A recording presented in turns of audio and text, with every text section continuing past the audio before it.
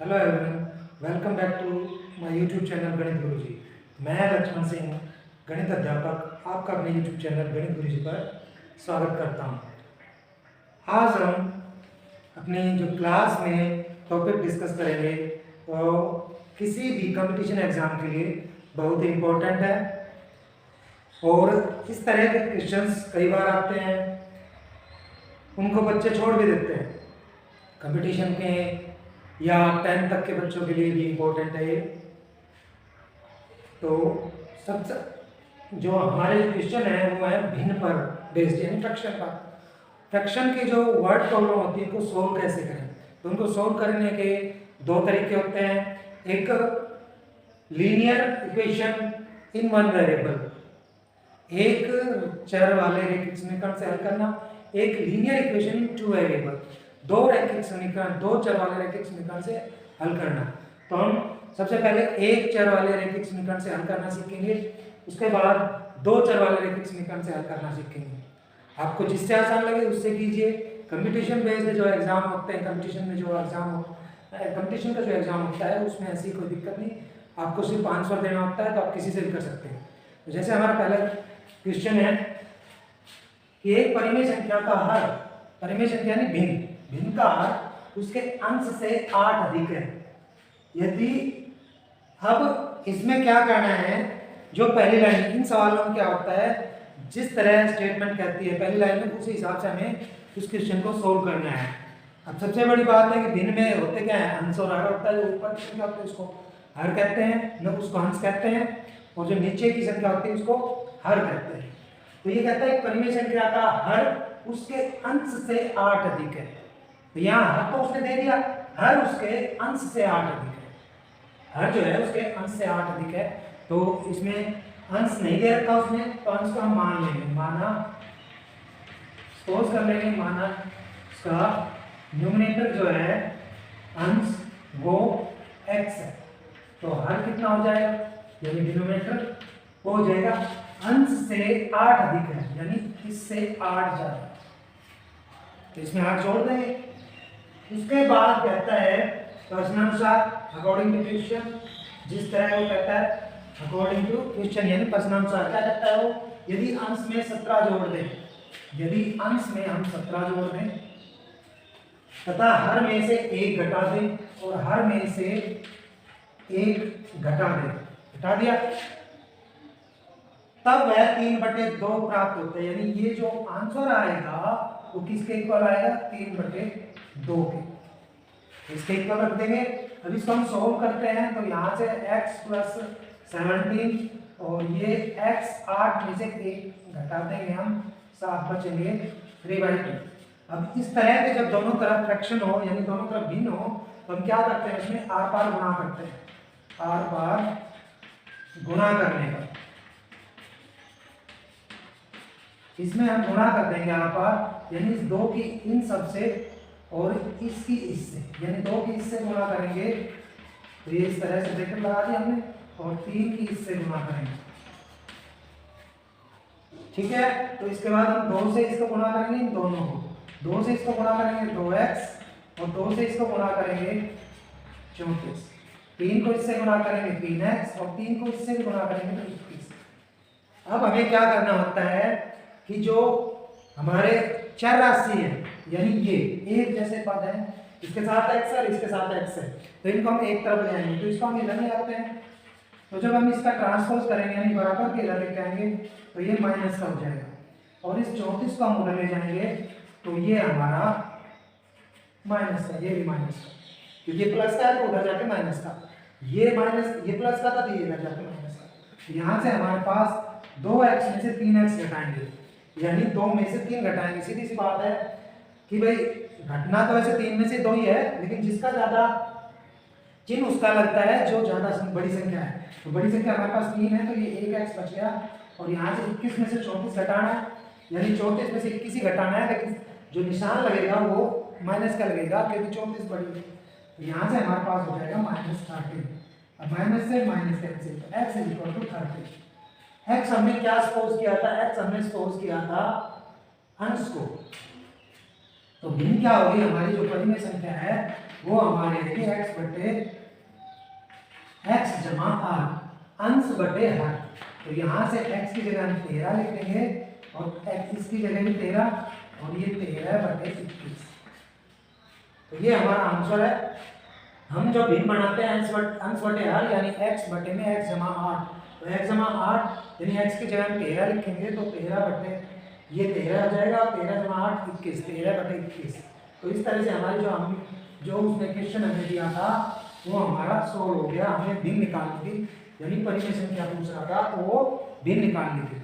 तो इसी तरह से हमारा ये तो था एक चर वाला रैखिक समीकरण, एक चर वाले रैखिक समीकरण से हल किया हमने, रैखिक समीकरण इससे हल किया हमने इसको। अब हम दो चर वाले रैखिक समीकरण से हल करते हैं। तो जैसे हमारा नेक्स्ट क्वेश्चन है, हमारा यदि किसी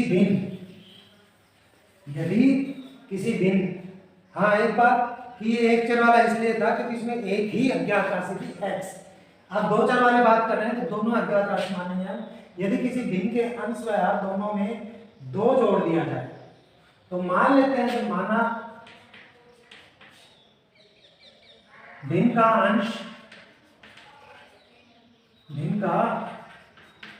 अंश उसको हम मान लेते हैं x, माना भिन्न का हर उसको मान लेते हैं y। तो भिन्न क्या हो जाएगी हमारे पास, भिन्न हो जाएगी हमारे पास x बटे y। अब जैसा वो कहता है उस तरह करें हम। पहली स्थिति में कह रहे हैं यदि किसी भिन्न के अंश व हर दोनों में 2 जोड़ दिया जाए, तो पहली स्थिति में बोल रहा है कि भाई इन दोनों में 2 जोड़ दिया जाए तो हमें क्या मिलता है 9/11, यानी 2 जोड़ने के बाद ये किसके इक्वल आएगी 9/11। अब ये दोनों तरफ भिन्न होगी तो इसकी आर पार गुणा कर देंगे, 11 की इससे गुणा करेंगे और 9 की इन दोनों से गुणा करेंगे तो ये हमारे पास आ गया 11x और 11 की इससे गुणा करेंगे तो 22, 11 की 9 से गुणा करेंगे, 9 की y से गुणा करेंगे 9y और 9 की 2 से गुणा करेंगे 9 दूनी 18। इस 9y को इधर ले आएंगे हम और इस 22 को उधर लेके चले जाएंगे। अब ये दोनों अलग अलग है क्योंकि 11x और ये 9y, तो 18 में से 22 घटाएंगे तो घटा के 4, 22 में से 18 ही घटाने हैं लेकिन घटा के जाते इसलिए 4। ये हमारा पहला समीकरण। उसके बाद दूसरी स्टेटमेंट वो दे रहा है कि यदि अंश व हर दोनों में 3 जोड़ दिया जाए, सॉरी ये जो क्वेश्चन है ये हमारा है 3 जोड़ दिया जाए, अंश व हर दोनों में 3 जोड़ दिया जाए, अंश व हर दोनों में 3 जोड़ दिया जाए। तो ये 3 है हमारे पास, 3 जोड़ दिया जाए तो वह 5/6 हो जाती है, यानी x में भी 3 जोड़ दे और y में भी 3 जोड़ दे तो ये हमारे पास 5/6 के इक्वल।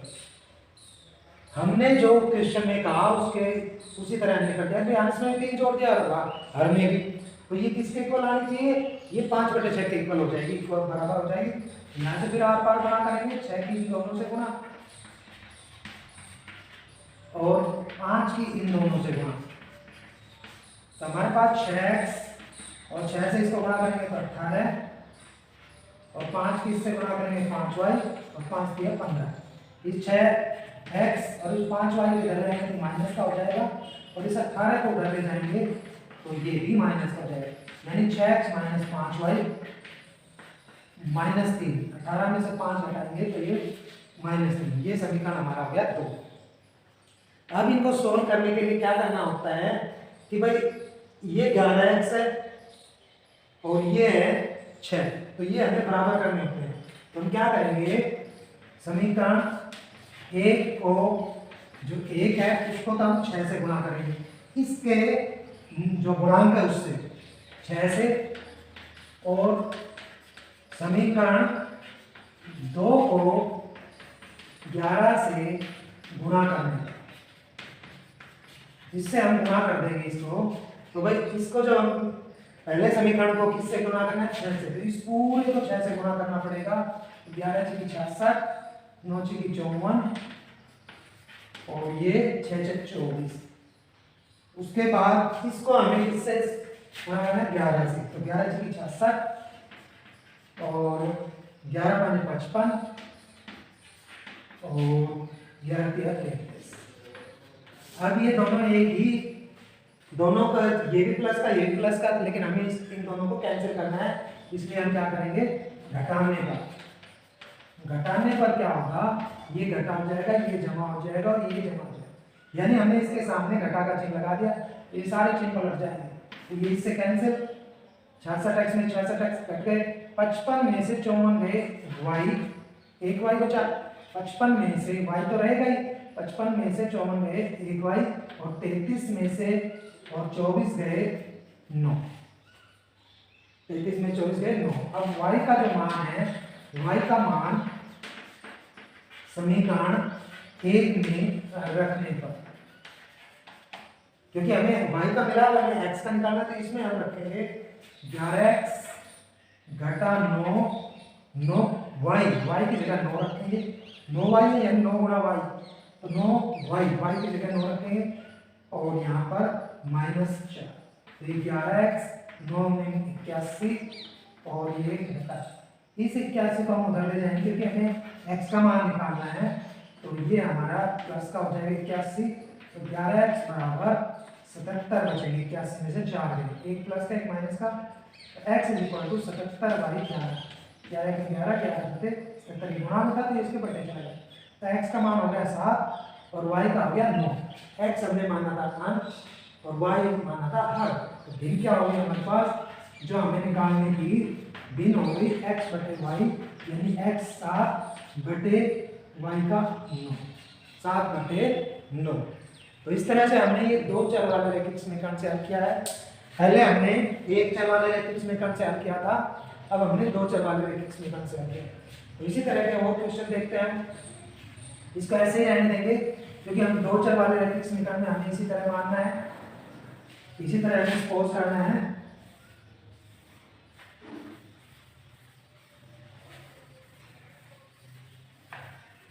जैसे हमारा नेक्स्ट क्वेश्चन है, यदि हम अंश में एक जोड़ दें और हर में से एक घटा दें तो भिन्न एक में बदल जाती है, एक मतलब 1/1।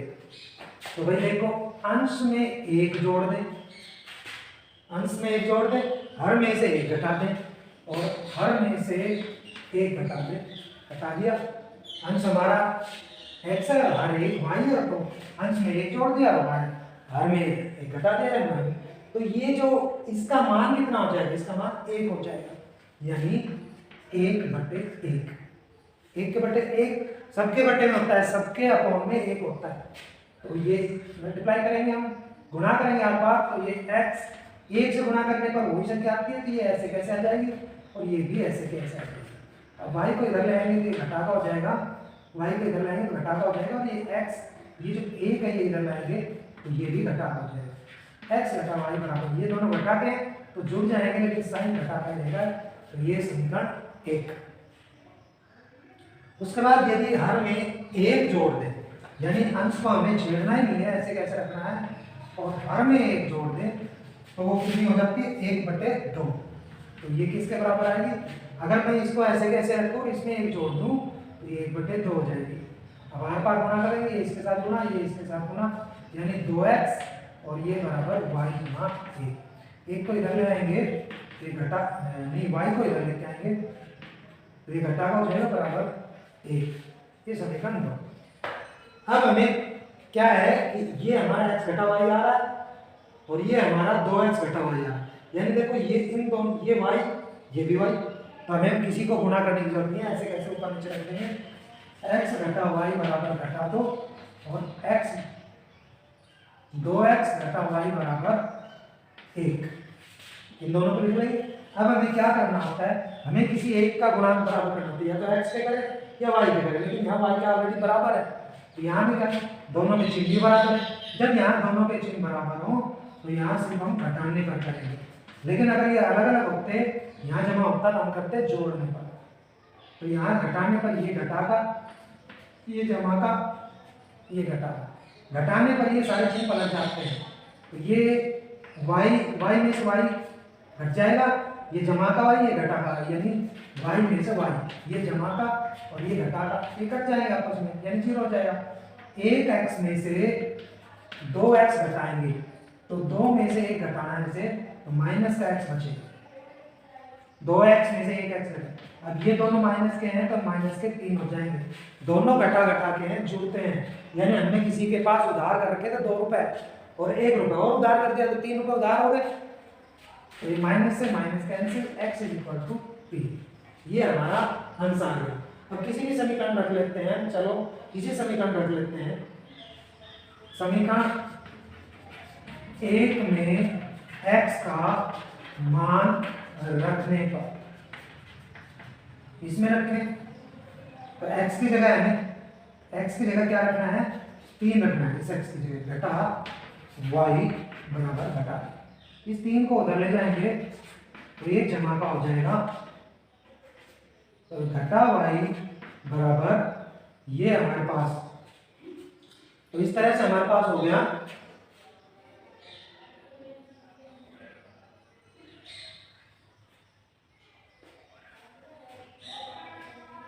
इसकी जगह हम x की जगह 3 रखेंगे तो ये इधर हो गया हमारा घटा, ये जमा का था, इधर आके घटा का हो गया, तो ये घटा के 5 हो गए, दोनों घटा के जुड़ जाएंगे, तो ये घटा से घटा कैंसिल, y = 5, यानी भिन्न हमारी क्या आ रही, भिन्न हमने सपोज की थी x फॉर्म में y, तो यानी x कितना है 3 और ये 5। इसको करना चाहे तो कर सकते हैं, देखो x में 1 जोड़े तो ये 4 हो जाएगा, 3 में 1 जोड़े, 5 में 1 घटाए तो ये हमारा 4 हो गया, ये भी 4 हो गया, ये 1 आ गया।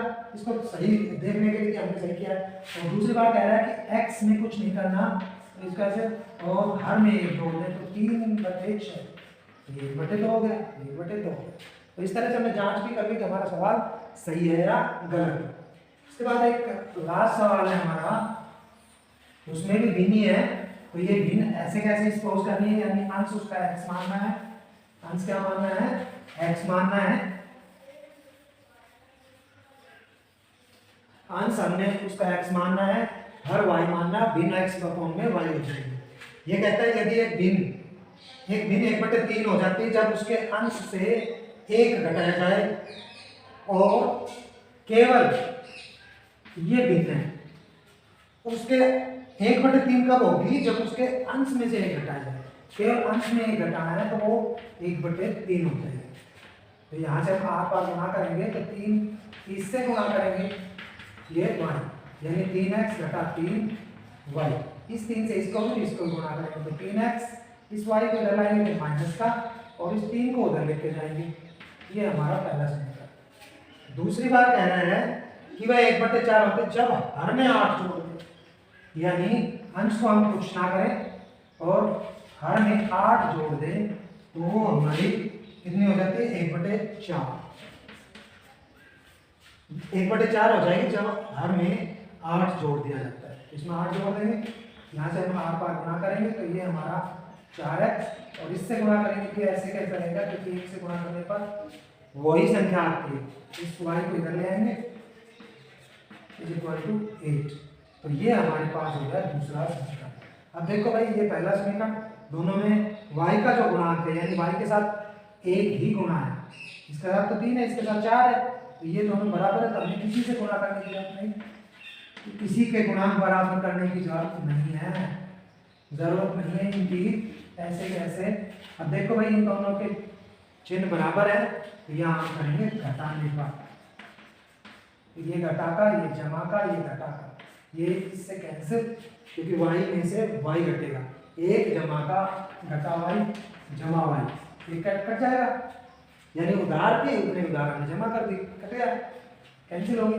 3x में से 4x कहे तो 1x बचेगा, घटा का होगी, क्योंकि घटा के ज्यादा है, और यहाँ से 3 में से 8 गए तो ये घटा के 5, क्योंकि घटा के ज्यादा है, 1 जमा का 1 घटा का घटते हैं, चिन्ह उसकी बड़ी संख्या का लगता है, तो बड़ी संख्या हमारी 8 है, यहाँ घटा से घटा कैंसिल, x = 5। अब x का मान किसी भी समीकरण रख लेते हैं हम, x का मान लेते हैं, इसमें रख लेते हैं, समीकरण 1 में x का मान रखने पर, इसमें रख देते हैं 3x, तो 3 के साथ 5 गुना, x का मतलब 3x का मतलब 3 के साथ x गुना है, तो यहाँ गुना करना, और y को ऐसे कैसे, और 3, ये 3 5 15 y, अब इस 15 को उधर लेके जाएंगे तो घटा पा जाएगा, 3 घटा 15, घटा y बराबर घटा 12, 3 में से 15 घटा रहे हैं, कम में से ज्यादा, यानी 15 में से 3 घटाएंगे तो 12 बचेंगे, लेकिन चिन्ह बड़ी संख्या का है, यहाँ से कैंसिल, y इक्वल टू 12, तो भिन्न क्या है हमारी, भिन्न दिया x फॉर्म में y, x हमारा क्या है, कहाँ है, ये 5 और y हमारा 12, तो इस तरह से हम इसके सोल्व कर लेंगे, ये हमारे भिन्न आ गए। तो आशा है कि सवाल समझ आए होंगे। अगर फिर भी कोई क्वेश्चन नहीं आता तो आप कमेंट बॉक्स में लिखिए, आपको कौन सा तरीका अच्छा लगा वो भी बताएं, कि आपने एक चर वाले रेखिक समीकरण से हल करना अच्छा लगा या 2 चर वाले रेखिक समीकरण से। 2 चर वाले रेखिक समीकरण को हल करना आ जाता है, मान लीजिए आपको यहाँ से हल करना आ जाता है तो ये ईजी पड़ता है, उसमें क्या है कि हम कंफ्यूज हो जाते हैं, सीधा सीधा है तो हम कर लेंगे, लेकिन ये जो है ये इजी है, 2 चर वाले रेखिक समीकरण वाले इजी है, जल्दी हो जाते हैं। तो आशा है आपको वीडियो अच्छा लगा होगा। फिर भी आपको अगर कोई क्वेश्चन अच्छा नहीं समझ में आया हो, आप कमेंट बॉक्स में लिखिए, आपको उसका सॉल्यूशन जरूर मिलेगा। और अगर आज तक आपने हमारे YouTube चैनल को सब्सक्राइब ना किया हो तो आप इसको सब्सक्राइब करें, बेल आइकन को दबाएं, ताकि आपको latest update time to time मिलती रहे। मेरे वीडियो को देखने के लिए आप सभी का धन्यवाद।